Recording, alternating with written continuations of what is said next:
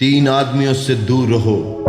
Number एक, वो जो सिर्फ उस वक्त हमारे करीब आता है जब उससे हमसे कोई फायदा चाहिए होता है। ऐसा लगता है जैसे उसके लिए हमारी मौजूदगी सिर्फ एक ज़रूरत हो, ना कि कोई रिश्ता, ना कोई एहसास।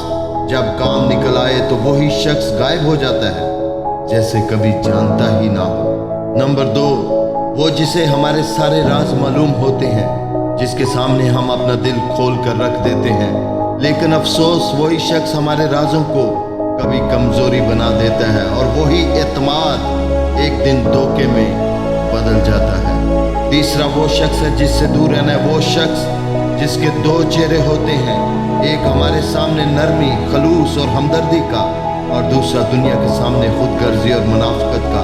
हमें लगता है कि वो सच्चा है, लेकिन हकीकत में वो सिर्फ एक किरदार अदा कर रहा होता है, एक ऐसा किरदार जिसमें मोहब्बत एक फरेब है और मुस्कुराहट के पीछे छुपा होता है।